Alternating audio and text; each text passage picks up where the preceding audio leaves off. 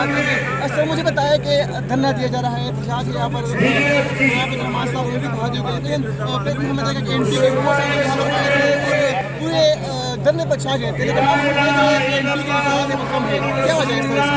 ऐसा है कि हर एक पार्टी का अपना अपना फैसला है। हम आज़ादी मार्च को सपोर्ट करते हैं।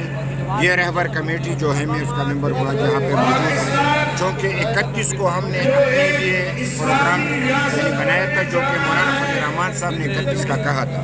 हम उस दिन आए लेकिन ये लेट आए, लिहाजा वो शो हमने करके दिखाया। 31 तारीख को ये नहीं थी तो वो दिन खाली था, वो दिन हमने पुर कर दिया। सारी दुनिया देखा कि हमने डट कर यानी अपनी तादाद को लाया।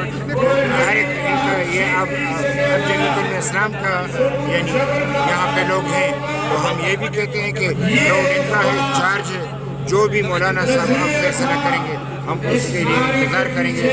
लेकिन अभी हम चूँकि हुकूमत से मुज़ाकरात जारी हैं और मुज़ाकरात इस बुनियाद पे जारी हैं कि हम ये मुतालिबात मनवाएँ। उसमें सबसे पहले वज़ीर-ए-आज़म का इस्तीफ़ा है, दूसरा री इलेक्शन है, फिर शफाफ इलेक्शन है जो फ़ौज के बगैर हो, और फिर आइन की बालादस्ती हो। इस पे हम कायम हैं। हुकूमत आज गई है, कोई नई बात लेके आएंगे तो सोचेंगे, नहीं तो फिर मौलाना साहब जो फैसला करेंगे उसी के हवाले से फिर हमला हमल सर करेंगे। क्या समझते हैं इस तरह का धरना इमरान खान ने दिया था, उनके बीच में बात करें वज़ीर-ए-आज़म का इस्तीफा, क्योंकि उन लोगों ने सिविल नाफरमानी की थी, पीटीआई पर हमला किया था, पार्लियामेंट में हमला कराया हुआ था, तो लोग उन्होंने इस्तीफा नहीं लिया। हर लोग तो पुरअमन है, तो क्या समझते हैं कि पुरअमन रह कर आप ऐसा है कि हम उन्होंने तो यानी जो हरकतें की वो तो सारी दुनिया ने कहा कि ये नाजायज़ है, और उनके डिमांड पे भी इस्तीफा किसी ने नहीं दिया। लेकिन हम जो कह रहे हैं, हम शरीफ लोग हैं, हम संजीदा लोग हैं, हम शराफत से लोग हैं। ये अगर इन लोगों में शराफत हो तो ये हमारी बात मानेंगे। और ये इतने क्राउड को कंट्रोल करना, यानी सारा पाकिस्तान नहीं सारी दुनिया हमें देख रहा है, तो सारी दुनिया हमसे शराफत सीखेगी कि ये आइन की बालादस्ती के लिए लड़ रहे हैं, जमहूरियत के लिए लड़ रहे हैं, यानी अपना हक के लिए लड़ रहे हैं। तो हम तो लड़ाई मार पड़ाई वाले नहीं। तुम मुझसे बात कर रहे हो, मैं तो बादशाह खान के पैरोकार हूँ, अदम तशद्दुद का हूँ।